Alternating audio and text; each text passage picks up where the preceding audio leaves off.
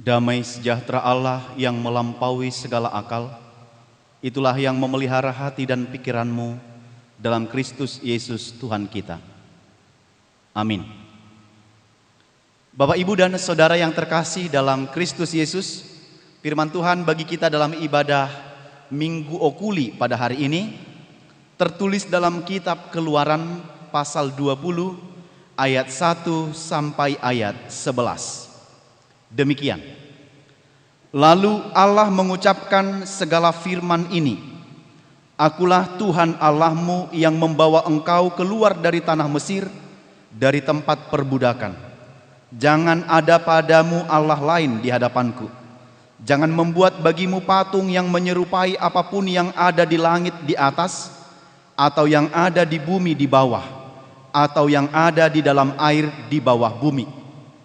Jangan sujud menyembah kepadanya atau beribadah kepadanya, sebab Aku, Tuhan Allahmu, adalah Allah yang cemburu, yang membalaskan kesalahan bapa kepada anak-anaknya, kepada keturunan yang ketiga dan keempat dari orang-orang yang membenci Aku. Tetapi Aku menunjukkan kasih setia kepada beribu-ribu orang, yaitu mereka yang mengasihi Aku dan yang berpegang pada perintah-perintahku. Jangan menyebut nama Tuhan Allahmu dengan sembarangan, sebab Tuhan akan memandang bersalah orang yang menyebut namanya dengan sembarangan. Ingatlah dan kuduskanlah hari Sabat. 6 hari lamanya engkau akan bekerja dan melakukan segala pekerjaanmu. Tetapi hari ke-7 adalah hari Sabat Tuhan Allahmu. Maka jangan melakukan sesuatu pekerjaan, engkau atau anakmu laki-laki, atau anakmu perempuan, atau hambamu laki-laki, atau hambamu perempuan, atau hewanmu, atau orang asing yang di tempat kediamanmu. Sebab 6 hari lamanya Tuhan menjadikan langit dan bumi, laut dan segala isinya, dan Ia berhenti pada hari ke-7. Itulah sebabnya Tuhan memberkati hari Sabat dan menguduskannya. Demikian firman Tuhan. Bapak, Ibu, dan Saudara yang dikasihi Tuhan Yesus Kristus, ada pernah saya baca judul dalam satu seminar anak muda di poster di media sosial yang diunggah, berjudul demikian, God and Google Omnipresent. Allah dan Google Maha Hadir.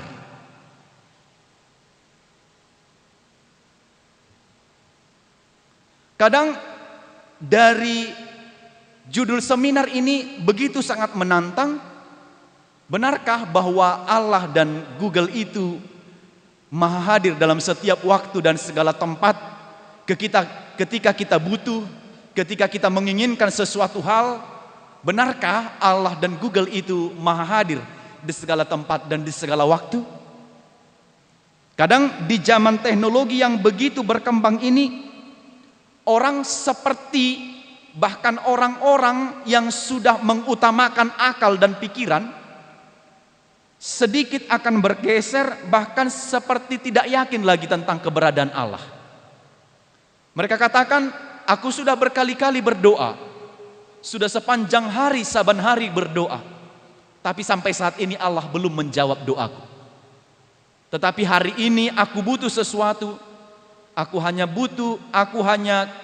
klik Google, maka apa yang kuinginkan, apa yang kuharapkan, apa yang mau ku tahu sudah tersedia dan boleh aku akses, aku ambil pengetahuan segala apapun yang ada di dalamnya.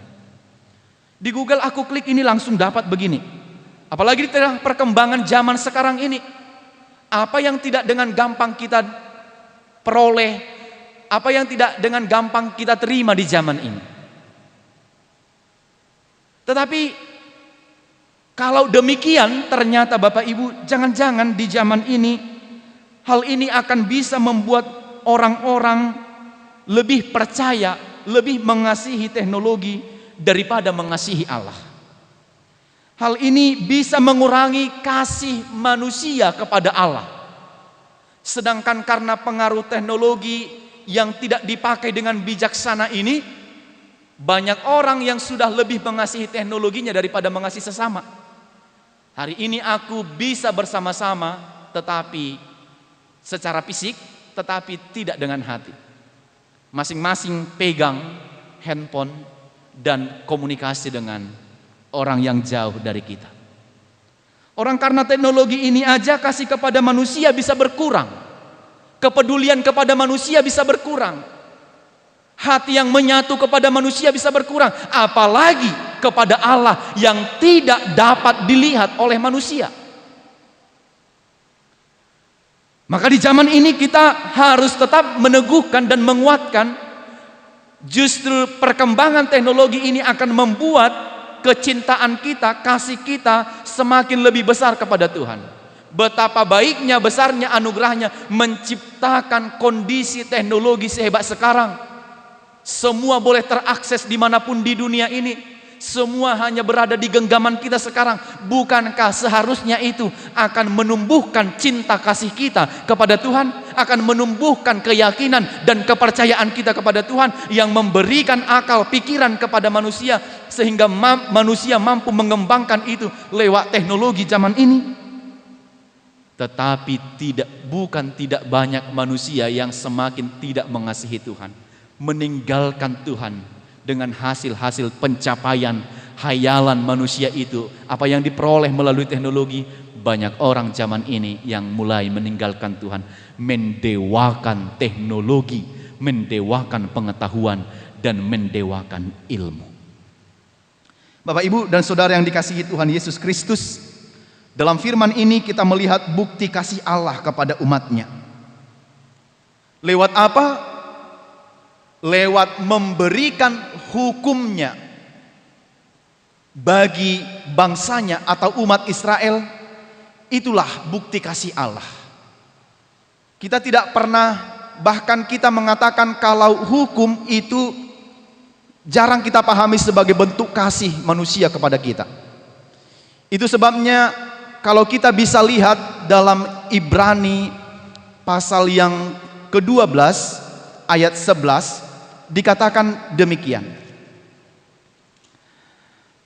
Memang tiap-tiap ganjaran pada waktu ia diberikan tidak mendatangkan sukacita tetapi duka cita. Tetapi kemudian ia menghasilkan buah kebenaran dan memberikan damai kepada mereka yang dilatih olehnya. Bukti kasih Allah lewat memberikan hukumnya. Sesuai dengan Ibrani 12 ayat 11 tadi, ketika hukum diberikan kepada kita, ganjaran diberikan kepada kita, kita tidak pernah menganggap kalau ganjaran itu adalah bentuk kasih. Bahkan ketika kita menerima ganjaran itu, di dalam hati kita yang paling dalam, kita memaki orang yang mengganjar kita, yang menghukum kita. Bahkan ucapan-ucapan yang sampai dalam kita katakan, mudah-mudahan kau cepat mati ya, gitu. Masih salahku yang begitu kecil engkau tidak mampu memaafkan, saya tuh mau mati. Kalau ganjaran diberikan pada waktu itu, tidak ada orang yang berpikir itu demi kebaikan. Tetapi sesuai dengan Ibrani 12 ayat 11 tadi, setelah ganjaran itu selesai, maka itu akan menjadi satu kebaikan bagi orang yang dilatih olehnya. Kemudian kita akan berkata, oh ternyata hukuman yang kemarin itu adalah mengajari aku supaya semakin lebih taat, mengajari aku supaya semakin lebih baik, mengajari aku supaya semakin lebih disiplin. Itu artinya. Nah, dalam firman Tuhan hari ini, setelah bangsa Israel keluar dari Mesir, maka mereka menempuh perjalanan panjang menuju tanah perjanjian yang telah dijanjikan oleh Allah kepada umatnya, kepada bangsanya Israel. Maka ketika tiba di Gunung Sinai, Allah memberikan 10 hukum Taurat bagi bangsanya melalui pemimpin mereka, yaitu Musa.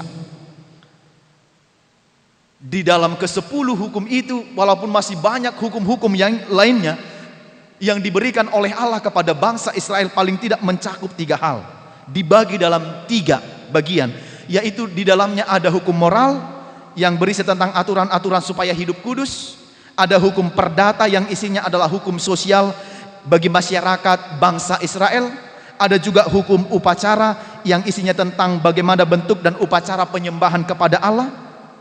Maka hukum ini diberikan untuk sebagai hubungan perjanjian Allah dengan umatnya, di mana Allah tetap menepati janjinya, memberkati, menyertai, dan memelihara umatnya. Sebab kita sudah tahu bahwa bangsa Israel baru saja keluar dari Mesir. Karena itu paling sedikit banyaknya mereka pasti melihat dan mungkin saja bisa terpengaruh dengan sistem kepercayaan yang dianut oleh bangsa Mesir ketika itu. Karena itu Allah memberikan ketetapan, Allah memberikan hukum bagi mereka agar mereka, orang yang sudah dibebaskan oleh Tuhan itu, hidup tetap dalam jalan, dalam koridor, dalam hukum, dalam aturan yang telah diberikan Allah kepada mereka. Maka firman Tuhan yang kita dengarkan hari ini adalah tentang dasatitah yang diberikan oleh Allah kepada bangsa Israel melalui pemimpin mereka Musa pada loh batu yang pertama, yaitu hukum Taurat yang pertama sampai hukum Taurat yang keempat, yang intisarinya adalah mengasihi Allah dengan segenap hati, segenap jiwa, dan dengan segenap akal budi. Itu intinya. Maka pada hukum Taurat di loh batu yang pertama, hukum yang pertama sampai keempat ini adalah mengenai bagaimana hubungan umat Israel kepada Allah yang mereka percaya, yang menyelamatkan mereka, membebaskan mereka dari perbudakan di Mesir. Maka hubungan yang pertama ini dalam loh yang pertama ini adalah hubungan secara vertikal, secara khusus tentang pada titah yang pertama sampai yang keempat ini. Maka Allah memberikan hukumnya supaya umat itu, aturan diberikan supaya bangsa itu punya patron, punya aturan, ketetapan yang harus mereka jalankan, pandangan kehidupan sehari-hari, supaya mereka tidak jatuh kepada kesalahan dan penyembahan-penyembahan kepada ilah-ilah lain. Maka pada hukum yang pertama di loh batu yang pertama ini dikatakan, akulah Tuhan Allahmu, tidak boleh ada Allah lain kecuali aku. Di sini Bapak Ibu jelas diperkenalkan, dia memperkenalkan, Allah itu memperkenalkan bahwa dia adalah Tuhan, pencipta segala sesuatu. Tidak boleh ada Allah lain kecuali aku. Artinya tidak boleh memiliki kepercayaan yang politeisme, yang percaya kepada ilah-ilah lain. Karena itu dia yang membawa bangsanya keluar dari Mesir, dari perbudakan Mesir kepada tanah perjanjian. Itu artinya dia adalah satu-satunya Allah yang esa, yang layak disembah dan dipuji oleh bangsa Israel. Tidak boleh menyembah ilah lain, tidak boleh menyembah dewa-dewa lain. Hal ini disampaikan sebagai hukum, sebab bangsa Israel jelas baru saja keluar dari perbudakan Mesir. Nanti mereka supaya mereka tidak terpengaruh dengan sistem kepercayaan di sana. Maka Allah memberikan hukumnya, akulah Tuhan Allahmu. Karena itu Allah membuat satu penegasan, akulah Tuhan Allahmu. Jangan menyembah ilah lain, jangan menyembah dewa lain, ilah-ilah palsu. Mereka harus taat menyembah Allah. Akulah Tuhan Allahmu. Dengan demikian Allah memperkenalkan dirinya, tidak boleh ada penyembahan, doa, permohonan, berkat, pertolongan kepada ilah lain, kepada roh-roh orang mati selain dari kepada Tuhan. Tidak boleh ada. Hanya kepada Allah. Akulah Tuhan Allahmu. Jangan perbuat bagimu. Itu ditegaskan. Kalau engkau perbuat bagimu, maka murka Allah akan terjadi bagimu. Itu yang pertama. Yang kedua, jangan perbuat bagimu patung yang menyerupai apapun untuk disembah dan bertakwa kepadanya. Berangkat dari sistem kepercayaan bangsa Mesir yang percaya kepada dewa-dewa, yang percaya kepada patung, maka Tuhan menegaskan yang kedua, dalam hukum yang kedua, dalam titah yang kedua, jangan perbuat bagimu patung yang menyerupai apapun. Bahkan kalau wajahnya menyerupai Tuhan Allah sendiri pun jangan perbuat bagimu, karena itu adalah penyembahan kepada berhala. Jangan menciptakan apa yang ada di langit dan di bumi ini untuk disembah. Harus kepada Allah saja bangsa itu bertakwa, termasuk kita. Sekali lagi, jangan perbuat bagimu patung, yang artinya kita harus percaya kepada Allah yang hidup. Kalau patung adalah benda-benda buatan tangan manusia, dan pasti itu adalah benda mati. Sekali lagi, jangan pernah percaya kepada makhluk atau benda-benda mati. Percayalah kepada Allah yang hidup. Allah yang hidup pasti memberikan kehidupan bagi kita. Dan yang mati benda-benda mati, bagaimana mungkin akan memberikan kehidupan kepada manusia yang hidup? Sekali lagi, percayalah kepada Allah yang hidup, pasti Dia akan memberikan kehidupan bagi kita. Jangan percaya pada buatan tangan manusia, tenungan-tenungan tangan manusia, pada kuasa-kuasa dunia ini, pada ramalan-ramalan perdukunan dan sebagainya. Hati-hati Bapak Ibu. Hanya Allah saja yang patut disembah. Tolak segala penyembahan berhala. Begitu juga dengan kita orang percaya. Berhala-berhala dalam bentuk baru di zaman ini. Tidak ada ciptaan yang bisa menggantikan posisi Sang Pencipta. Sekali lagi ini harus garis bawahi. Tidak ada ciptaan di dunia ini yang bisa, yang sanggup menggantikan posisi Sang Pencipta.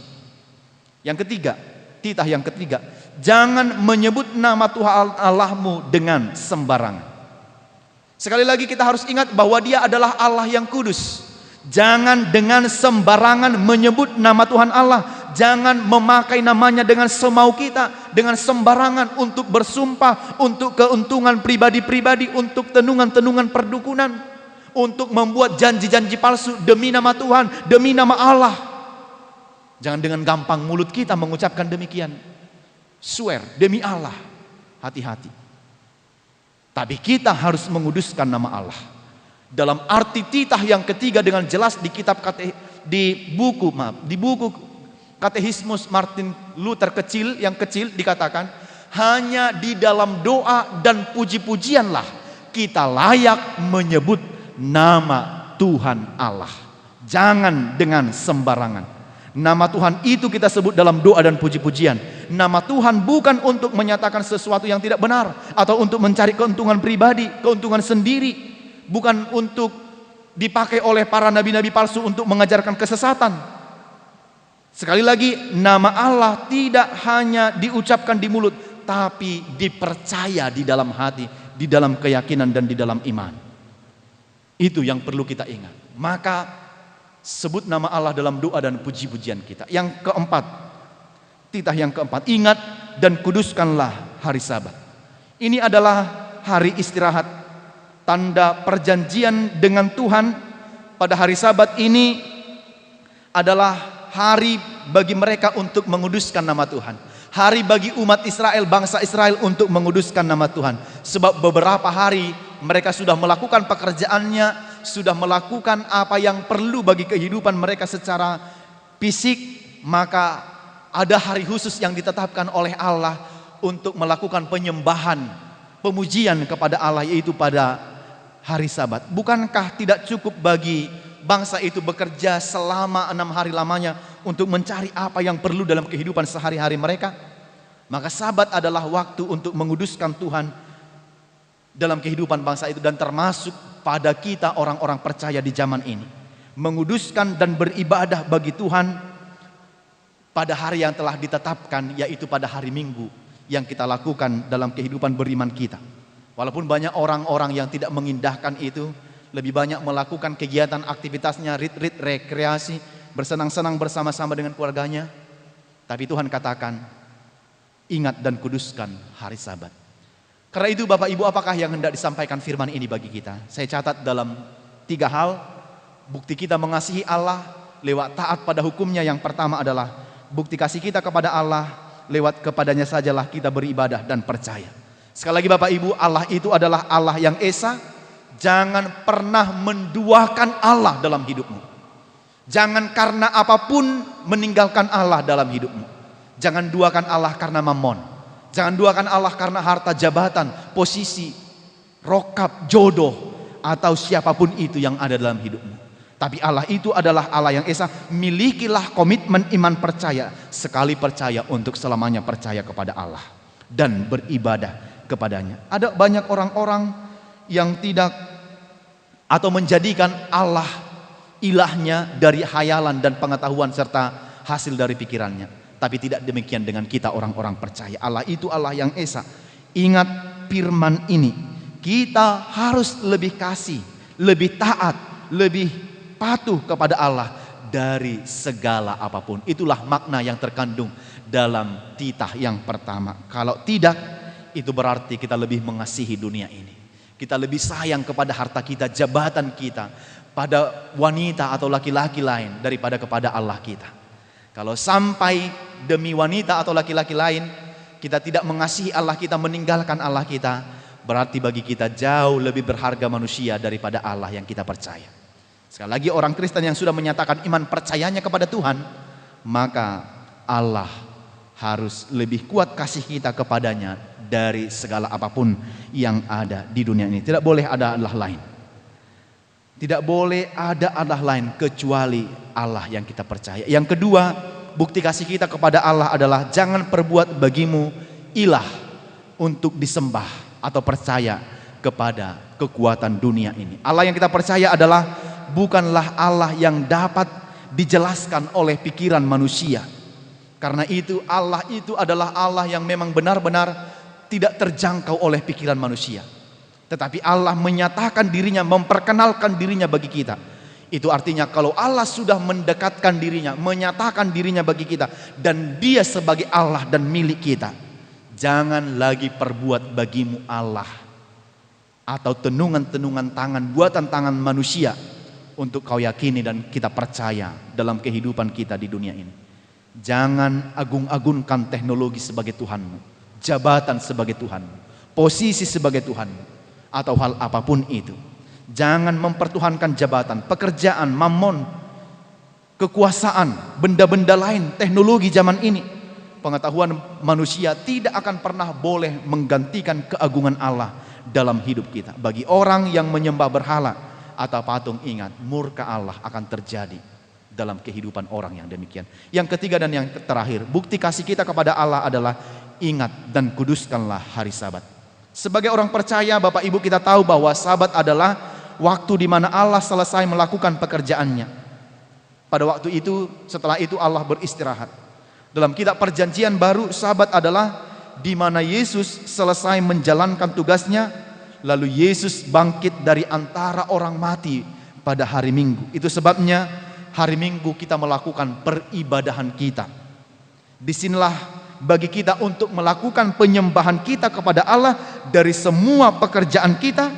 Karena itu kita beribadah kepada Tuhan pada hari Minggu, mengkhususkan, menguduskan untuk beribadah kepada Tuhan pada hari Minggu. Maka itu biarlah kita tetap memelihara hari Minggu untuk beribadah kepada Tuhan. Bukan berarti hari lain tidak perlu, tapi ada hari yang khusus untuk beribadah kepada Tuhan. Tapi pada hari yang khusus itu, biarlah kita boleh mengarahkan semua keluarga kita, sanak saudara kita, orang lain, teman-teman seiman kita, untuk memberikan penghormatan, pemujian kepada Tuhan atas segala perbuatan Tuhan yang luar biasa dalam kehidupan kita.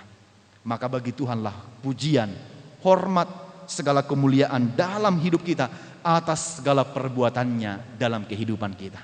Bapak Ibu, inilah bukti kasih Allah kepada kita. Kalau Allah ternyata begitu sangat mengasihi kita, Tuhan tidak mau kita jatuh kepada kesalahan, kepada dosa, kepada perbuatan yang tidak baik, maka hiduplah tetap dalam kasih Tuhan. Minta arahan dan petunjuk dari Tuhan supaya kita tetap berjalan pada jalannya saat kita menjalani kehidupan kita setiap hari, agar kaki kita tidak tersandung kepada dosa, kesalahan.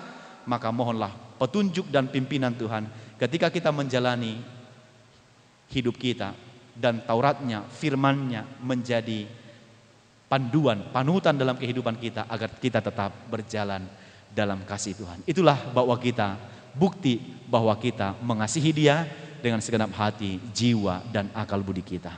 Amin. Kita berdoa.